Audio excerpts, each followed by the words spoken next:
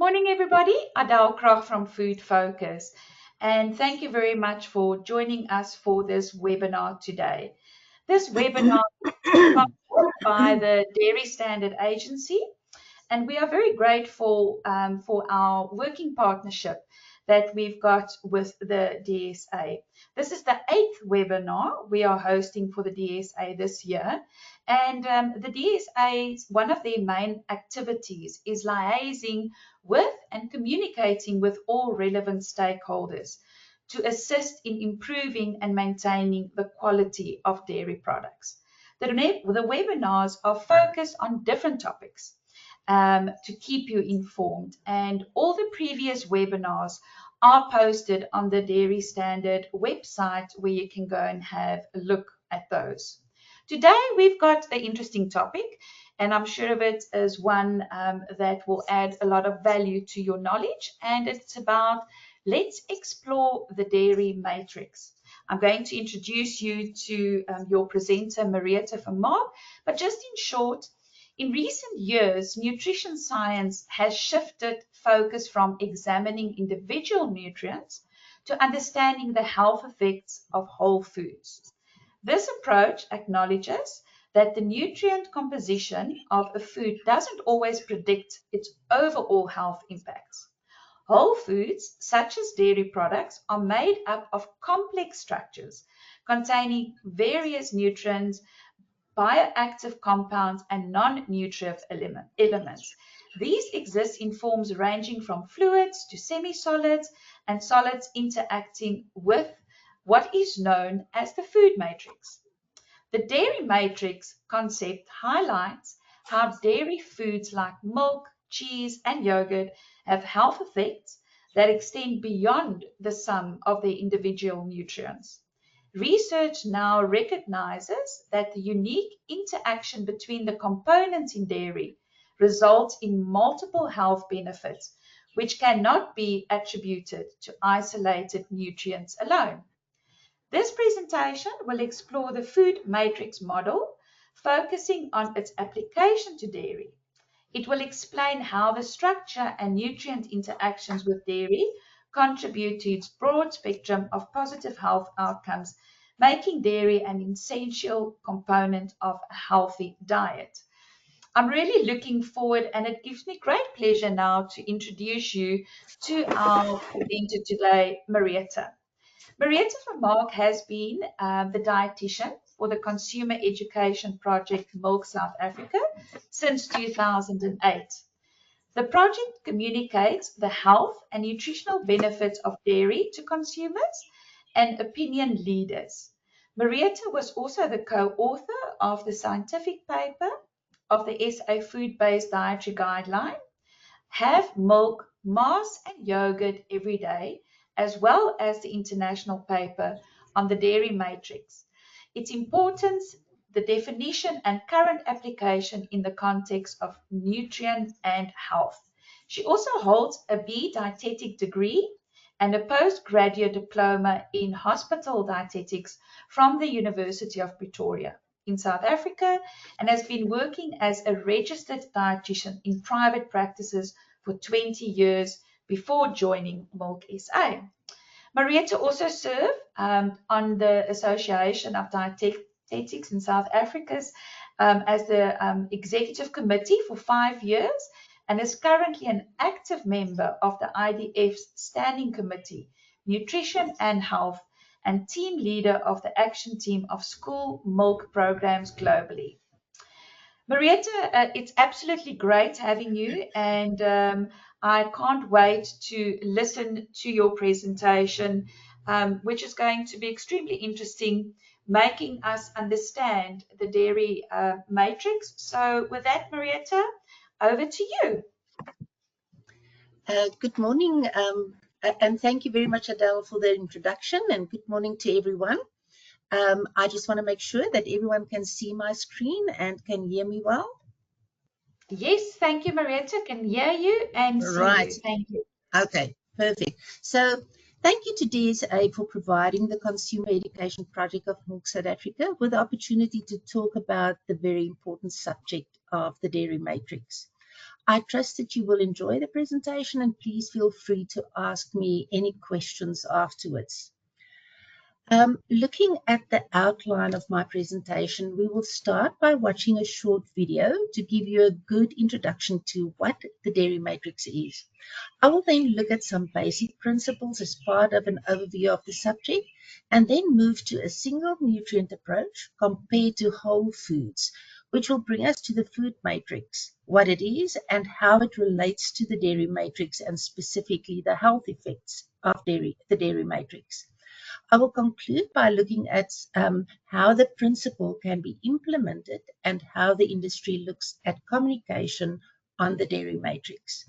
So we will watch the video now. Adele would get back up and ready for us to go. The video is produced by the European Milk Forum. It's just a part of a bigger video, and I also should tell you that the Consumer Education Project of Milk South Africa also has got their own little videos that we produce. So it's illustrating the team effect of the nutrients in dairy, but then the European Milk Forum has got their own way of explaining it, which is quite nice to understand the concept if you've got a little bit of a picture in your head.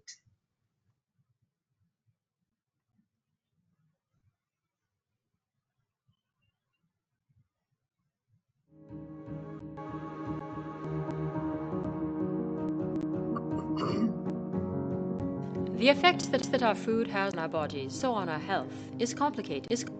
Although we have come to associate certain foods with a single nutrient, oranges with vitamin C or dairy foods with calcium, and with a single effect, saturated fat with heart health, it's much more complex than that. The nutritional and health effects of a food are a result of both the food's structure and its nutrient composition, and how these interact with each other. This is what scientists call the food matrix effect. I would like to show you what the food matrix effect is through a musical experience. Let's take 3 notes of music.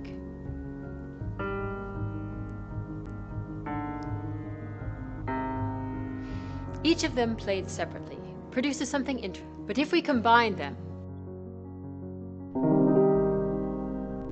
the 3 notes create a different, much more melodious, deep, and powerful chord. The resonance of these notes together produces a unique result that each note individually can't obtain. With nutrients in food, it's the same thing. This is the matrix effect. Like a single note, a single nutrient does not work in the same way on its own as it does together with other components of the food. This changes the interaction and affects things such as uptake and bioavailability, and results in something different, something unique.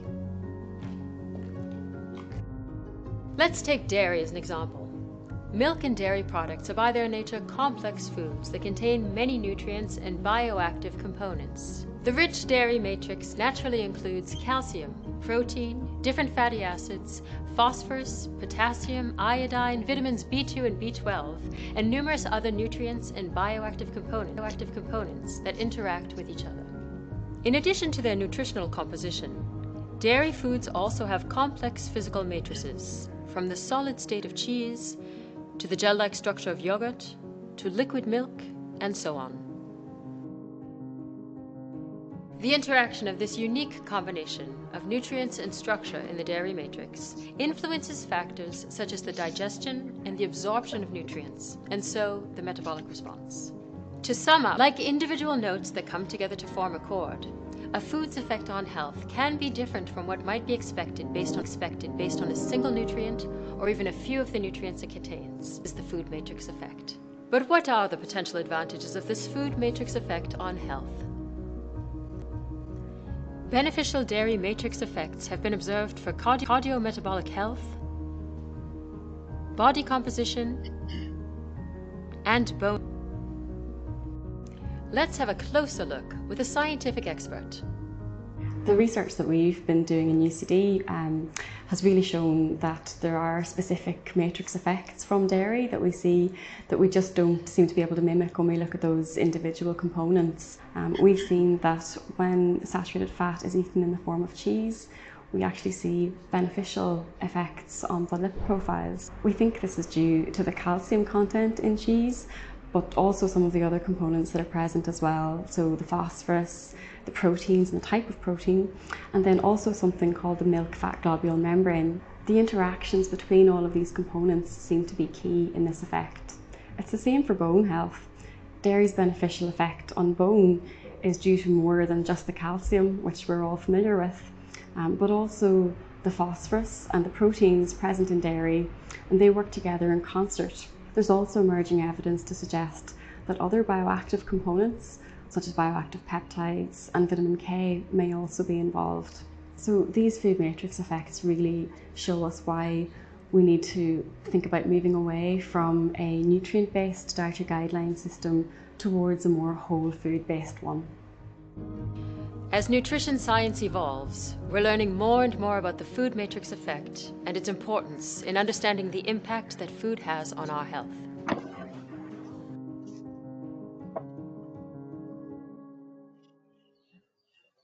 Right, so that was the video. So let's zoom in on the topic of the dairy matrix. When we go shopping, we often check food labels for details like sugar, fat, or sodium content. However, there's much more to food than just the nutrients on the label. The discovery of individual nutrients, including vitamins, minerals, and amino acids, dominated the early part of the 20th century. This led to breakthroughs in understanding the roles in health and disease prevention. For instance, eliminating scurvy due to vitamin C deficiency, or discovering vitamin K's role in blood clotting. But this approach also targeted fortification strategies to eliminate certain nutrient deficiencies. For example, the iodization of salt in South Africa and vitamin D supplementation of milk and dairy. It is important to note that milk is not a natural source of vitamin D. In countries such as the USA and Europe, where there's a lack of sunshine throughout the year, milk is fortified with vitamin D and it presents itself as an ideal vehicle for vitamin D. However, in South Africa, milk is not fortified with vitamin D and consumers should not consider it as a source of vitamin D. This approach of studying individual nutrients in relation to health has been described as a reductionist approach and was key in the establishment of nutrient recommendations, such as the recommended daily allowances, to maintain adequate population health and to form the basis of food-based dietary guidelines, where traditionally nutrient scientists have focused on encouraging or discouraging consumption of certain nutrients to maintain health and to prevent chronic disease. However, focusing on individual nutrients only led to oversimplification, where foods were often classified as good or bad or even superfoods based on their nutrient content. The complexities of whole foods and the overall nutrient profile or health effects were overlooked.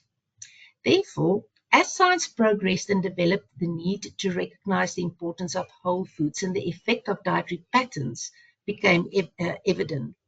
That is why we have seen a growing recognition in science circles that dietary guidance should be based on evaluation of the health impact of whole foods rather than the individual nutrients they contain.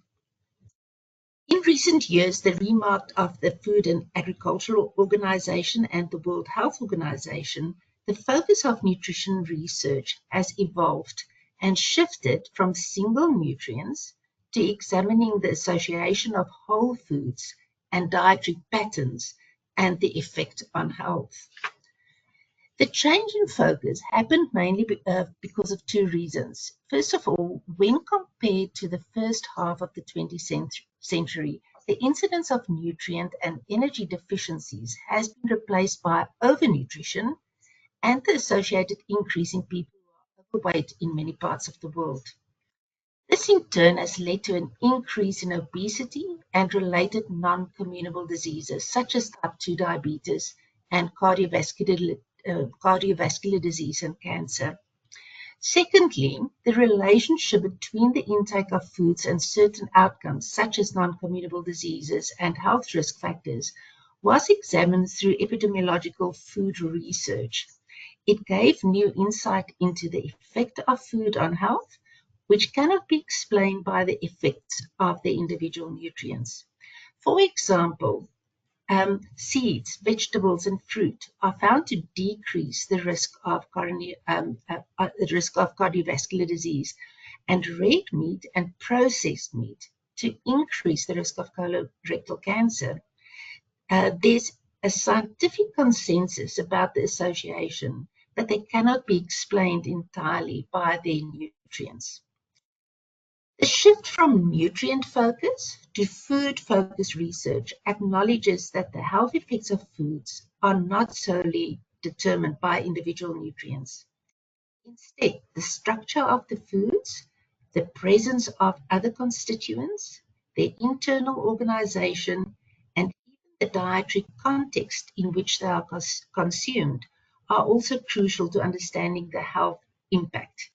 This is referred to as the food matrix effect. So we do not eat nutrients in isolation, but we eat it as foods and in meals and as part of dietary patterns. So what does the food matrix mean? The food matrix concept therefore recognizes that foods are more than just the sum of their nutrients. The matrix includes a food structure, its nutrient and non-nutrient composition, and the interaction of these elements during digestion and absorption, affecting overall health. So let's look at dairy foods. So the importance of considering the food matrix is clearly illustrated by dairy foods.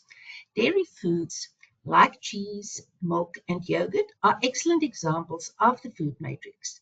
While these products are known for being rich in calcium, they also contain a unique package of nutrients, including high-quality protein, potassium, vitamin A, B12, B2, phosphorus, magnesium, iodine, carbohydrates, various fatty acids, and bioactive components. Importantly, the structure of dairy foods, milk being a liquid, yogurt being semi-solid, and cheese being a solid, impacts their nutrient bioavailability and how these nutrients are digested and absorbed, and consequently their health effects after consumption. If we look at the definitions of the dairy matrix, this was developed and adopted by the International Dairy Federation. We see that the dairy matrix describes the unique structure of a dairy food, its components, nutrient and non-nutrient components, and how they interact.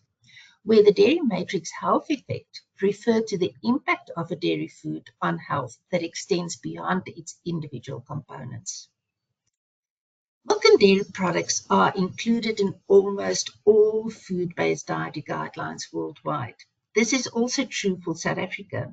So consumption of milk, maas, and yogurt are foods recommended by the South African food-based dietary guidelines due to their natural nutrient richness and the key role this plays in human nutrition, health, and development throughout life. Milk, maas, and yogurt also supply 3 of the 4 nutrients commonly lacking in the diet of South Africans, namely calcium, vitamin A, and potassium. However, our food guidelines still recommend low-fat or fat-free milk and yogurt, limiting the use of full cream milk and full cream dairy and cheese due to its concerns around the intake of saturated fats, the sodium content of cheese, and the risk for heart disease and overweight. The latest research, however, relates to the whole food effects of food, and the dairy matrix shows that full cream milk and cheese are not associated with an increased cardiometabolic risk and do not cause weight gain. The exact reasons for the benefits are still unclear, but could be related to the complex fatty acid profile of milk, the milk-fat globule membrane, and the presence of calcium. If we dive a bit deeper into the health effects of dairy, focusing on the dairy fats in dairy. We see that the dairy matrix research made it clear that not all fats are the same. There are more than 400 different types of fatty acids in milk. The fat in dairy cannot be considered without taking into account the biological fat membranes that enclose the fat drops. The so-called milk fat globule membrane have a significant effect on the digestion of dairy products and the uptake of dairy fat, making the traditional association of saturated fatty acids in dairy a completely different ballgame. The milk fat globule membrane seems to prevent the negative effects of saturated fatty acids on LDL cholesterol, resulting in a decreased and in some cases even a beneficial effect on cardiovascular disease. Fermented dairy products like yogurt and cheese also produce bioactive peptides and short-chain fatty acids, which further contribute to health benefits such as improved insulin sensitivity and reduced blood pressure. Let's look at two specific study examples. The first being dairy calcium versus calcium supplementation. Dairy is considered the best dietary source of calcium for most people, which not only supports bone health, but also lowers the risk of colorectal cancer and type 2 diabetes. Dairy is also considered to have a protective effect or a neutral effect on the risk of cardiovascular disease. However, calcium supplements are also known to protect you against colorectal cancer, but they are linked to an increased risk of cardiovascular disease, a difference that absolutely highlights the matrix effect of dairy. The second example is the cheese matrix study. This study showed differential effects of the content of major cheese components on the LDL cholesterol of participants. Participants were divided into 3 groups, each using 42 grams of dairy fat per day for 6 weeks, with the same amount of calcium and protein, but different compositions. The first group had cheddar cheese. The second group had reduced fat cheese plus an equivalent amount of butter. And the third group all had fat in the form of butter with additional calcium supplement and caseinate, which served as the equivalent to the protein. So this was to mimic the macronutrient content of cheese. After 6 weeks, the LDL cholesterol in the cheddar cheese group was significantly lower than in the reduced fat cheese group, which was again lower than the butter group. So this study showed that the effects of nutrients eaten in a whole food are significantly different from that of a mixture of the same nutrients. So a good example would be if we look at something like our plant-based beverages. Most of them are fortified with nutrients like vitamin B12 and calcium, and they do not naturally contain good quality protein. So they cannot have the matrix effect that we see, for instance, in dairy. So regarding the LDL cholesterol effect of cheese, this study shows again that the whole is more than the sum of its parts. If we look at the health effects of dairy foods in summary, there are basically 4 health effects that are associated with the dairy matrix. The intake of total dairy, and especially yogurt, is associated with a decreased risk of type 2 diabetes. The intake of total dairy is associated with a decreased risk of colorectal cancer. And then there is no association between the intake of dairy products and cardiovascular disease and stroke. In addition, the effects of full and low-fat dairy products do not differ in any outcomes. Dairy also plays a role in bone and muscle strength, and here I should also refer to sarcopenia as well as general health. So, what does the dairy matrix mean for us in practice? How could we look at implementing the food or dairy matrix concept into nutrition policies and practices? Current nutrition strategies aim to improve public health by focusing on nutrient profiles. This approach has led to the classification of food based on isolated nutrients, detached from the food itself. As a result, tools like front-of-pack nutrition labeling have been developed to help consumers make healthier choices by highlighting key nutrients. However, front-of-pack nutrition labeling systems typically assess only a limited number of nutrients without considering the food's overall structural type.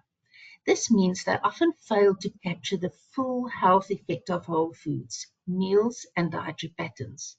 This can lead to unintended outcomes, such as discouraging nutrient-dense foods, such as dairy. The reductionist nutritional approach that isolate nutrients from the matrix can further lead to unintended consequences, including gaps in nutritional adequacy and reduced diet quality. So as research continues to explore the complexity of the food matrix, we have an opportunity to integrate these findings into dietary recommendations, food policies, and product labeling. The current evidence supports the idea that the relationship between nutrients and their surrounding food matrices are critical for understanding nutrition and health outcomes. This called for a shift from focusing solely on individual nutrients to recognizing the broader impact of the food matrix when creating nutritional guidelines. A possible way forward would be to create food-specific front-of-pack nutrition labeling groups. This approach would allow for the application of meaningful thresholds based on a food type or food groups and matrix structure, such as applying different saturated fat thresholds for dairy, for instance, compared to biscuits and cakes. At the moment, with front-of-pack nutrition labeling, dairy, biscuits, and cakes are seen on the same level. And I mean, you can't compare the nutrient density of these foods. Incorporating food matrix concepts into dietary guidelines, labeling practice and policies represent a new era of evidence-based, holistic nutrition. As our understanding of the matrix deepens, stakeholders across the board will be able to collaborate on policies that promote better health at both individual and population levels. So what does this mean for the dairy industry? More research on the dairy matrix is essential, and the principle needs to be communicated on all levels across the different disciplines within the industry. So it is important to showcase the principle of the dairy matrix wherever possible. To do so, the International Dairy Federation conducted a study to map all the research on the food matrix and dairy matrix from 2012 to 2022. The findings showed 75 research papers on the food matrix, 79 research papers on the dairy matrix. These papers were carefully selected based on their relevance to nutrition and health, with no in vitro or animal studies included, and no repetitions of studies counted. To raise awareness about the dairy matrix, the IDF is committed to promoting more research on the topic and ensuring that its findings are presented at international conferences and symposiums. So a notable result of this work is the publication of a scientific paper titled "The Dairy Matrix, Its Importance, Definition, and Current Application in the Context of Nutrition and Health," that was published in the international journal Nutrients. And this article was published on the 31st of August, so that is really hot off the press. Furthermore, the dairy matrix will be one of the key topics that the South African Nutrition Congress in October, it will be one of the key topics at the South African Nutrition Congress in October, where Dr. Stefan Peters from the Netherlands will present on the subject. In addition, opportunities for discussing the dairy matrix are lined up for nutrition congresses globally in 2025. So in conclusion, the dairy matrix is a unique concept that shows how the interaction of nutrients within the physical structure of dairy products delivers health benefits. Understanding the matrix effect can help shape more holistic nutritional recommendations and policies. Unlike highly processed milk alternatives, dairy's natural matrix offer the health benefits that are difficult to replace and are very much more affordable. As our understanding deepens, incorporating the matrix concept into dietary guidelines will be essential for promoting long-term health. And that is all from me. So I would be happy to take some questions if you have any. And here on this last slide, you can also see the Consumer Education Project of Milk South Africa's my email address, and then our webpage, rediscoverdairy.co.za. We have a tab on our webpage specifically for the dairy matrix, so you're more than welcome to go and see what we have on the dairy matrix other than what I've explained today. Thank you very much. Thank you so much, Marietta, for that very interesting presentation. Like they say, knowledge is power, and I really feel that there's a lot of education that still needs to take place, because for me in my 56 years of life, it's always about, high fat dairy is bad and the things that you shouldn't eat and all of that. And through this presentation, I now see that we really have to educate the consumers in a better way to, indicate to them these benefits that you've spoken about. So from the audience, please, if you've got any questions, please make sure that you put them in the question area so that I can ask Marietta the questions. Marietta, so if we say that, dairy is healthy and the effects is good, how many portions of dairy should you eat in a day? And what is the time that you should eat?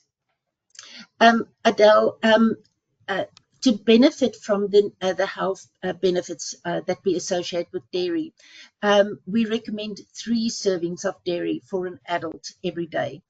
That equates to about 1,000 milligrams of calcium. So we will say, if we say 3 portions, 1 portion would be 1 cup or 250 milliliters of milk or amazi, 200 milliliters of yogurt, and 40 grams of cheese. Now, you don't have to have all the different products. If you only have milk in the house, you can only use milk. If you don't like milk and you prefer dairy and cheese, you can have your 3 servings by using yogurt or cheese. But to benefit from the health effects, we say 3 servings of dairy a day. Okay, but now with yogurt, you've got low-fat yogurt, no-fat yogurt, flavored yogurt, unflavored yogurt.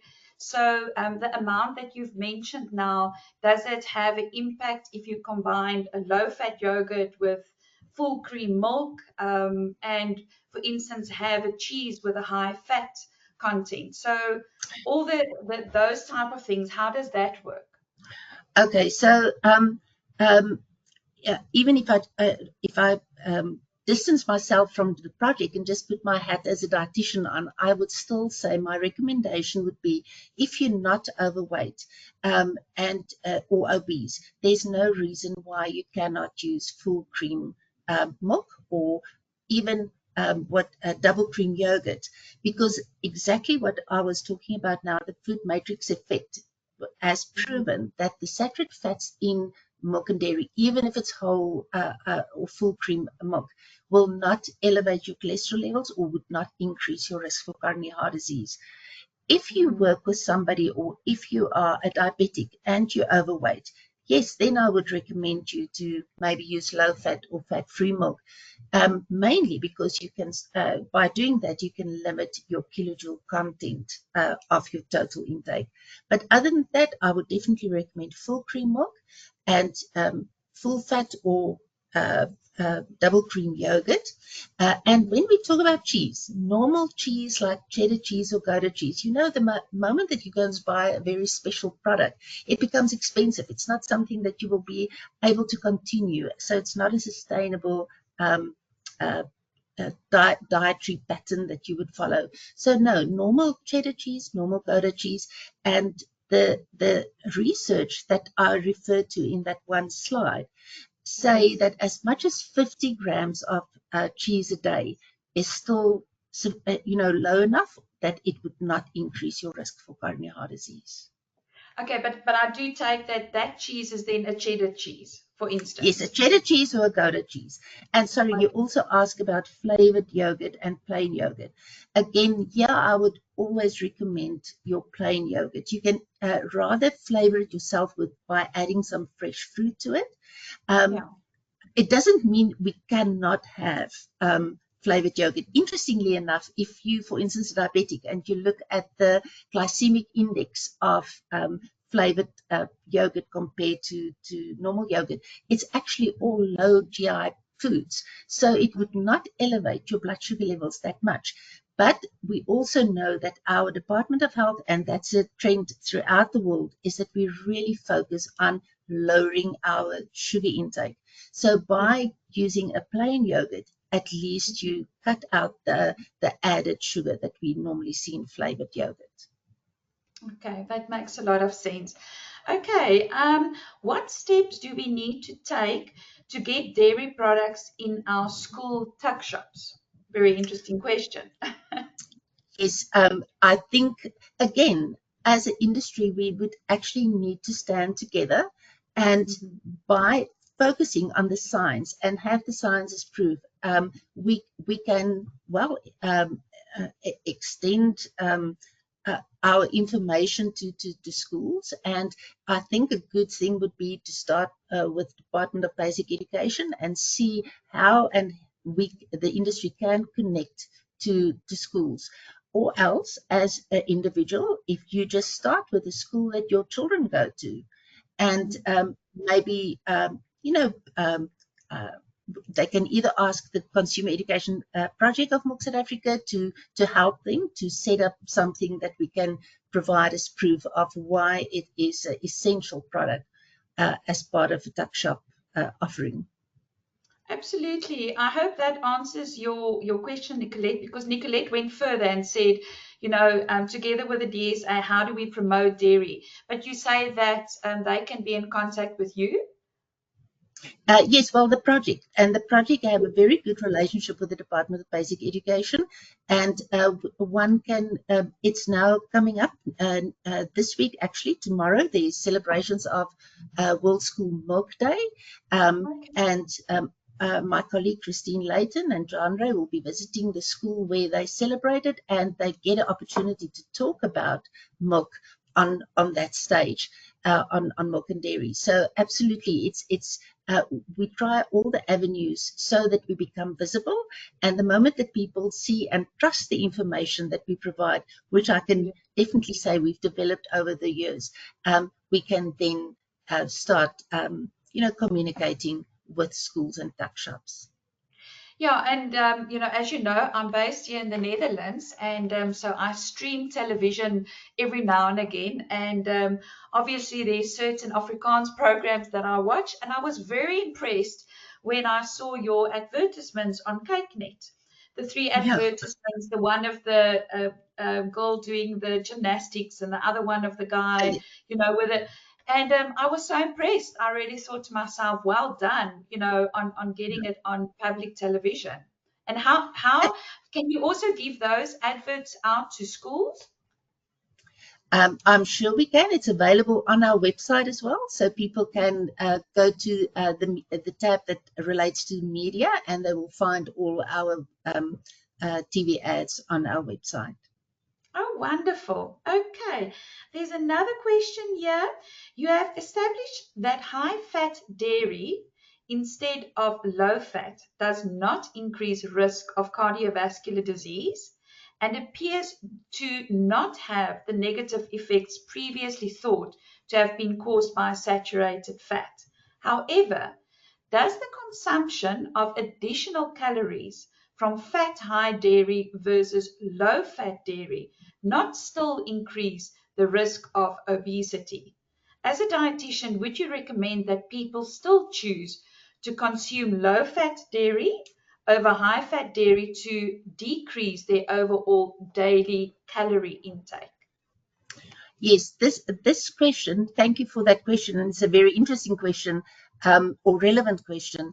Remember, I made the comment, first of all, that if you are not overweight and you are not a diabetic or a hypertension patient that might be obese, then, and especially for our children, maybe I should take one step back.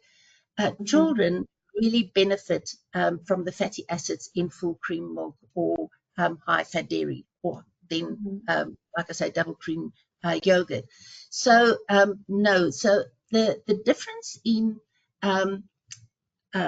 low fat yogurt, for instance, compared to double cream yogurt, is the 3.4% versus, or maybe then 1.5, or if it's medium fat, it's 1.6 to 3.4, compared to maybe 6%, which is still considered actually as a low fat product.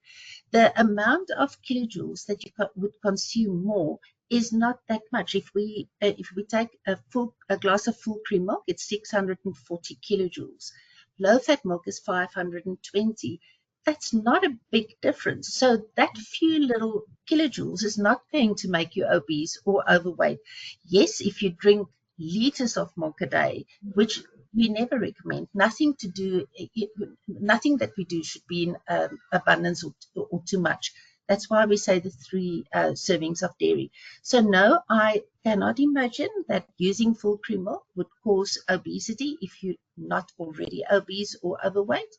And then the food matrix effect, or the dairy matrix effect specifically, actually emphasize the fact that there's no difference in how it acts on the health effect, so that it actually is either protective or it doesn't increase your LDL cholesterol levels.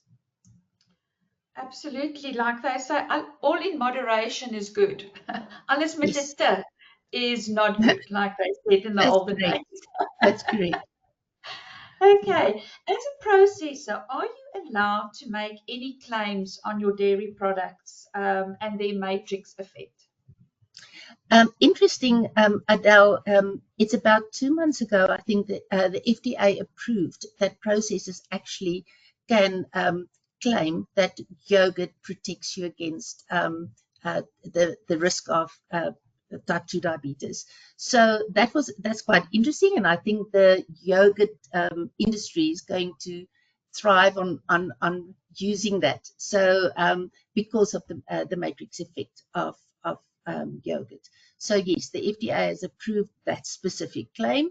I would not be able to say if it's applicable in South Africa. I think that would be something that Yompi would be able to answer. But normally, it follows what happens overseas. So yeah. Yeah, I think it comes down to proof, having the proof why you are saying it and, giving it as evidence. And obviously, I assume yogurt, most of the processes are followed in the same way. And is it for all types of yogurt that they can make that claim, or is it just plain yogurt? It's yogurt in general. One must just remember that like I say, I don't know if the regulation is applicable in South Africa, but for America and FDA approved, it's an FDA approved claim that one can make. And the reason for that is that the scientific evidence on the protection against type 2 diabetes is so strong. And it's not emerging science anymore. It's evidence-based, acceptable claim to make. Okay, wonderful. From the audience, I see no more questions coming through. So let's just give you a minute to think if there's something that you still would like to ask. And if not, then we're going to call it the end of the webinar. I hope that there's more questions that's going to come through. But if not, Marietta, thank you so much for your time and with sharing your knowledge with us. We really, really appreciate it. I see there is another question now. It's just someone saying that it was fascinating information. Michelle Buerta says, thank you very much. It's fresh, information, and she thanks us. If someone, I can see that there's people raising their hands. Could you please just type a question if it is a question that you've got? Other than that, I can't, take it from you. Okay. There's another question here from Nicolette. What are your thoughts on dairy when on a keto diet? That's interesting. Okay. First of all, keto diets need to always be under supervision of a dietitian or then a doctor, but preferably a dietitian.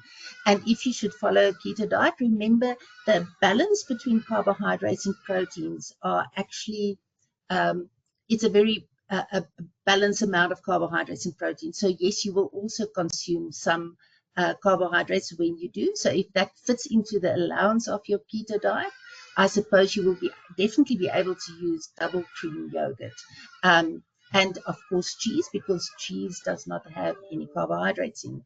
So you on a keto diet, you will be able to consume cheese and double cream yogurt. Wonderful. Yeah, I must say that's probably an industry that will never die in terms of, diets and all the different types of diets. And I think the whole thing with the dairy matrix and seeing it as a whole food. And that's why I so much love that video that we watched. Just the understanding of things are actually put together to supplement our bodies in the right way. It's just because of all, I would say, not always the correct information that we get so confused of you can't do this and you shouldn't do that. And at the end of the day, lose the fantastic value that dairy, in general has got for our systems. But Absolutely. let's hope that through your programs and like webinars like this, that we can educate consumers in general more to assisting and understanding the value of dairy. So Marietta, like I said, thank you so much. It doesn't seem like there's any more questions. Thank you so much for your time. I really appreciate it, and I hope that you will have a great day. And with that, Thank you. okay, and with that, audience, I'm just going to quickly go through to make sure there's a short survey after the end of the webinar, and I would really appreciate it if you would quickly just answer the question. There's only 5 of them, so it will not take you long. And then this webinar was recorded, and the recording will be available on the Food Focus website, as well as on the Dairy Standards website. So if you would like to share it with anybody or show it to anybody, please make sure that you go to the Dairy Standard website or Food Focus. It will be available from Friday onwards. So you are more than welcome to go and have a look at it there.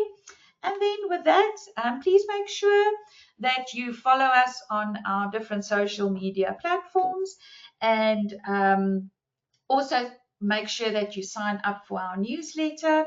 And once again, thank you so much for attending today. Please note that the people that did attend, you will be issued with an attendance certificate. This is a go-to webinar platform, automatic generation of your certificate. So it only happens once. It's not possible to reissue it. So when you receive the email, please make sure that you download your certificate.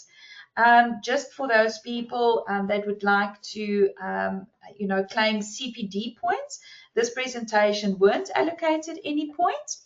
So please do not ask for that, because it doesn't have any. But other than that, I hope that you all will have a great day. And for those of you that's having a long weekend, may you have a blessed Heritage Day. And ja, braai en gaan groot. And with that, thank you so much, and good